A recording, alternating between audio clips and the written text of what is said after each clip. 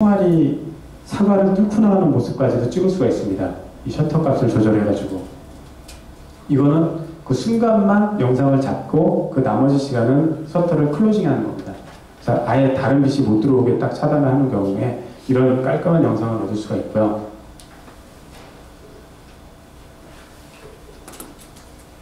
그리고 지금 여기서 보시면 아까 이제 셔터를 조절했을 때 이 경우가 현재 그림에서 여기 선풍기가 돌아가는 모습을 보시면 이 셔터가 현재 100 마이크로세컨의 셔터 값입니다.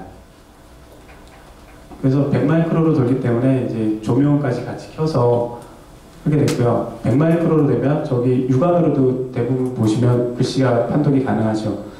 하지만 사람의 눈이 여기서 이 선풍기를 바로 쳐다보게 되면 저기에서는 글씨를 볼 수가 없습니다. 이 짧은 셔터는 이 정도로 구성이 되고 여기서 이제 셔터가 늘어지면 그 시간 동안 움직이는 모습이 전부 CCD에 축적이 되기 때문에 아까처럼 저런 늘어지는 영상이 셔터 값이 올라가면 늘어지는 영상이 나오게 됩니다. 그래서 셔터가 짧으면 짧을수록 좀 더 깨끗한 이미지를 얻을 수 있고요. 그리고 저희가 흔히 영상에서 보시면 그 야간에 그 사진을 보시면 야간에 그 차들이 그 불빛이 쭉 있는 도로 보시면 이런 사진은 셔터를 굉장히 늘려가지고 찍은 영상입니다. 그러면 이 CCD에 그 계속 빛이 누적돼가지고 최상위 빛까지 계속 누적이 됩니다. 처음부터 찍었던 게. 그렇게 되면 저런 사진에 있는 그림처럼 차가 안 보이고 차 꼬리만, 헤드라이트 불빛만 늘어지는 영상이 나오고요. 그래서 비전 카메라에서 제가 경험상 가장 깨끗한 영상을 얻으려고 보면 저렇게 셔터를 짧게 주고요. 셔터를 짧게 준다는 거는 어떤 타겟이 이게 움직이는 물체나 이런 걸 찍었을 때 굉장히 저런 그 엣지나 이런 게 블러가 안 생기고 깨끗한 이미지가 납니다. 그리고 거기에서 이제 강한 조명을 써서 순간적으로 짧은 셔터를 쓰게 되면 영상은 굉장히 깨끗한 이미지를 얻고요. 그래서 대부분 좀 고속으로 처리하시는 분들 보면 500 마이크로세컨 이하의 셔터 값을 씁니다. 그리고 굉장히 강한 조명, 순간 강한 조명을 써서 전력을 아끼면서 그런 식으로 영상을 캡처하게 되면 굉장히 깨끗한 영상을 얻어서 이미지 분석하실 때 좋은 영상을 얻으실 수 있습니다. 다음에 그 밝기를 결정하는 요소입니다. 카메라에서 밝기를 결정하는 최적의 요소는 제일 앞단에서 렌즈의 아이리스를 조절하고 F 넘버가 낮은, 그러니까 밝은 렌즈를 사용하시는 게 일단은 가장 밝기 조절이 쉬운 겁니다.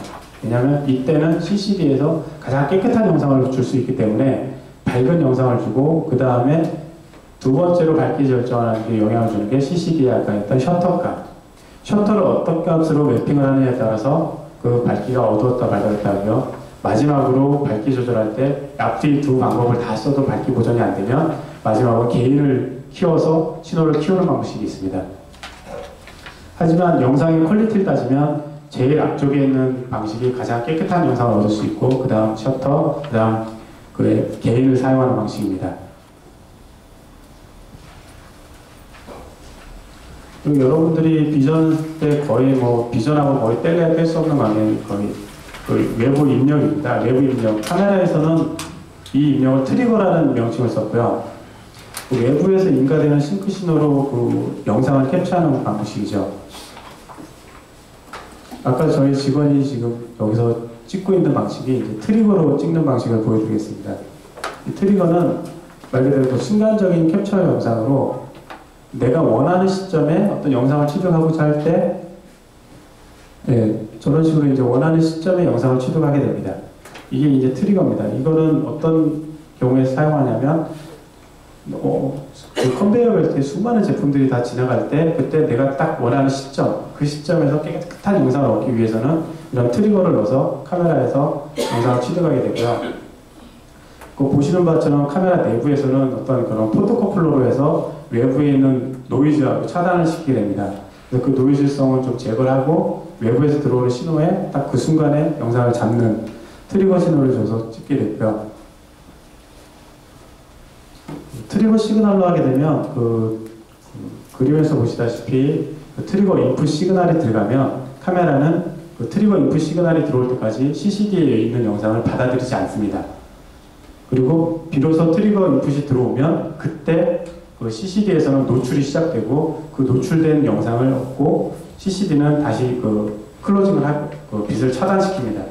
그러면 그때 찍은 영상이 바로 다음에 한 프레임으로 나오게 됩니다. 그래서 트리거 하나당 하나의 영상, 이게 거의 뭐 비전에서는 거의 공식처럼 되어 있죠. 그리고 그 순간, 그래서 트리거가 하나 들어가서 영상이 캡처될 때까지 시간은 거의 뭐 저희 카메라 같은 경우에는 한 3마이크로 5마이크로 정도입니다. 트리거 들어오고 영상 캡처할 때까지 시간이.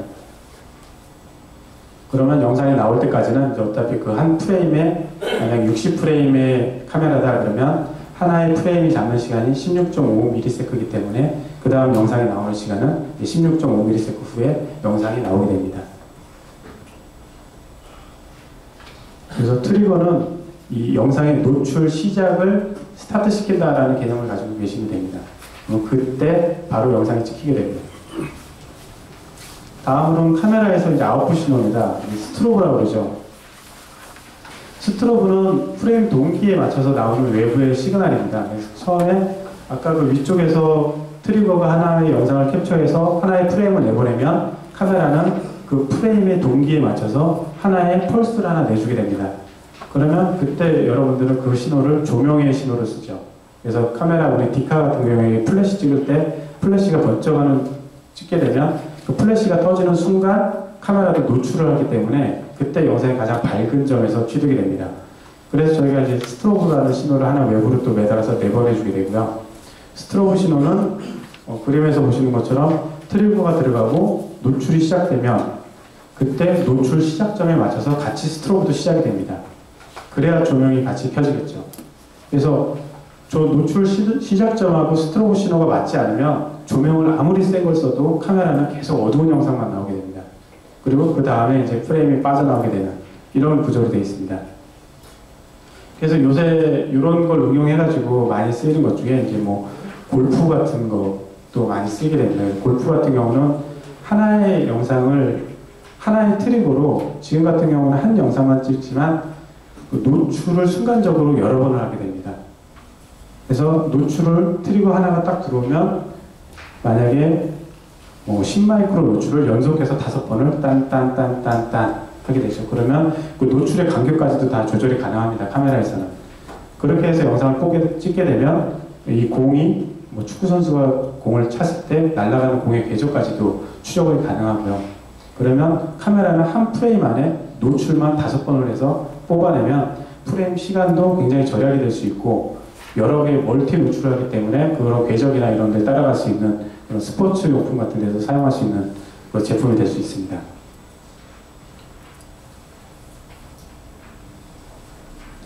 다음으로 이제 카메라, 비전 카메라를 그럼 어떤 기준으로 선택을 해야 되나.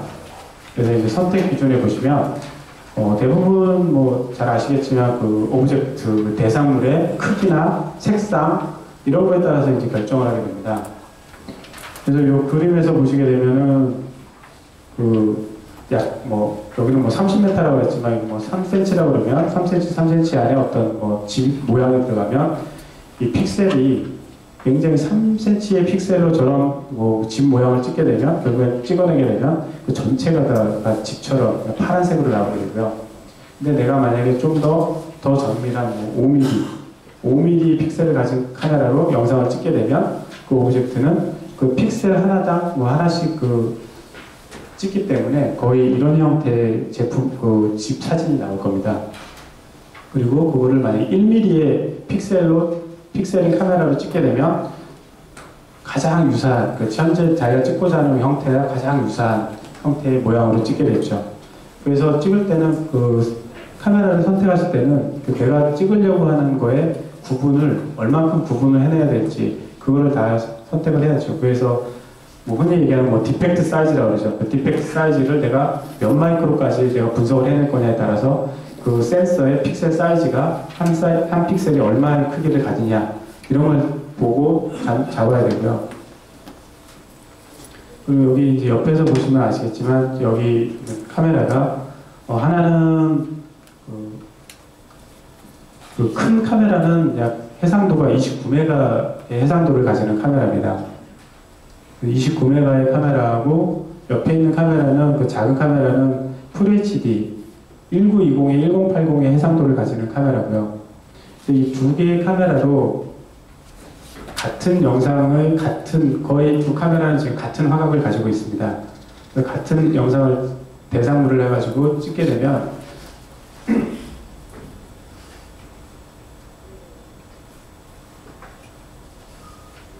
이게 지금 원래 저희가 준비해놨던 거는 이제 좀 큰 모니터를 했었는데 이 프로젝터가 지금 1024-768이다 보니까 이 화면이 다 안 들어오는 경우입니다.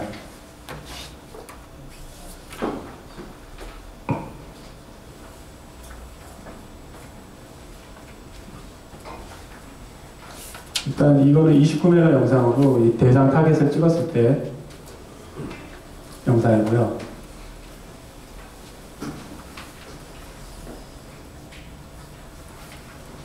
그래서 이런 분해등을 보시면 이제 뭐 그런 보드상에 깔려있는 먼지나 뭐 이런 것까지도 워낙에 분해능이 좋으니까 여기 다 보이게 됩니다.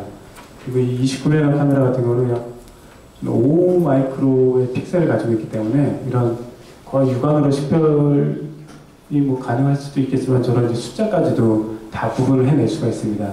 이게 현재 1대1 이미지입니다. 영상 확대를 안 한 그 100%의 이미지 형태가 29메가를 찍었을 때 이런 형태가 나오고요. 다음은 이 똑같은 대상물을 FHD 1920에 1080의 그 카메라로 찍었을 때는 약 사이즈가 한 이 정도로 찍히게 됩니다. 그래서 요거를 이제 아까처럼 그 확대를 해보면 그 영상 그 해상력이 얼마 정도 나오는지 보여드리도록 하겠습니다.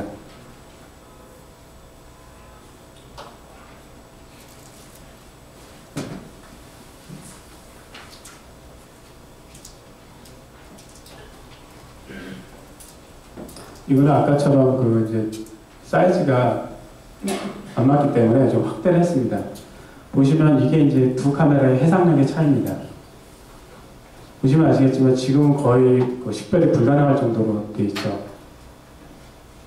그래서 대상 타겟에 저런 자기가 검출하고자 하는 그 대상물이 몇 마이크로세컨지, 몇 미리세컨지를 미리 지정을 하셔가지고 저런 식으로 보시면서 영상을 그 카메라를 선정을 해주셔야 돼요. 이게 이제 그 육안으로 보시면 원래 두 개를 같이 보시면 더 확연히 보실 텐데 지금 이렇게 따로따로 보여드리겠습니다. 그래서 저런 식으로 이제 해상도가 굉장히 중요한 역할을 하고 있고요. 다음으로 보시면은 그 인물, 디텍트의 크기입니다. 아까 같은 맥락이죠. 제가 보시기에는 그러니까 그 대상 타깃에서 자기는 이제 어떤 크랙이나 어떤 디펙트 결점을 찾아낼 때 어느 정도 사이즈까지 내가 이제 결점을 찾아낼 거냐. 왜냐면 이건 양품도 분명히 있습니다. 저희가 CCD 센서를 사올 때 그 센서에서도 데드 픽셀이나 하픽셀들이 분명히 발생합니다. 제조사에서. 그럴 때 저희가 이제 그걸 악유를 하게 되면 뭐 소니나 이런 데서는 이 센서에 뭐 데드 픽셀이 3개까지가 유효한데 그 3개가 정중앙에서 얼마나 떨어진 지점이면 그 3개는 양품으로 자기들은 뺀다. 뭐 그런 식의 대답을 듣습니다. 그러니까 이거는 제조상 결함이기 때문에 그런 식으로 저희 그쪽 소니나 이런 데서도 어쩔 수 없다고 얘기를 합니다. 그렇기 때문에 이런 처음에 검출하실 때 뭐 완전히 무결점으로 검출하시기는 없기 때문에 어떤 그 대상 자기들의 기준 있죠. 이거는 내가 분량으로 뺄 것이다 아니라는 것을 잘 판정하셔가지고 카메라를 선택을 하셔야 됩니다. 다음으로 이제 검사 속도. 카메라로 따지면 이제 프레임 레이시 되겠죠. 이건 이제 실례가 아니라 제가 이제 예상을 해서 하나를 그려봤습니다. 그래서 만약에 60프레임의 카메라라 그러면 한 프레임이 이제 60분의 1초기 때문에 16.6ms의 시간을 가집니다. 시간의 그래프상에서 볼 때. 근데 만약에 대상물이 1시간에 1km를 간다. 시속 1km의 그 이동을 한다라고 보면 이 카메라, 이 이동하는 게 초당 약 한 270mm, 약 280ms 정도로 이동하는 걸로 계산이 됩니다. 그러면 약 높게 한 30cm라고 잡고요. 그러니까 여기 일본에서 60까지 총 1초 동안 움직이는 게 이 거리가 만약에 30cm라면 이게 1kmh의 속도로 달리게 되면 이 1에서 60까지 이동하는데 1초면은 이 물체가 이동을 한다는 거예요. 근데 만약에 이 이동하는 거에 물체가 30개가 얹어져 있다. 그러면 최소한 60프레임 이상의 카메라를 쓰셔야 그거를 트리거로 잡아야 이 카메라들이 전체 그 30개가 다 검출이 가능하다는 겁니다. 그래서 이런 속도도 굉장히 중요합니다. 카메라를 선정하실 때. 그래야 빠짐없이 전체를 다 검사를 하실 수가 있고요. 물론 이 이동 속도보다는 빠른 카메라를 쓰셔야 뭐 당연히 이 물체들을 다 검증을 해낼 수가 있습니다. 다음 사항은 비전 카메라 사용할 때 그 주의사항들입니다. 저희가 이제 그 고객들의 이제 그 어떤 불만이나 이런 걸 이제 많이 경청을 하게 되는데, 그때 이제 뭐 주로 현장이나 이런 데까지 가서 고객들이 이제 대부분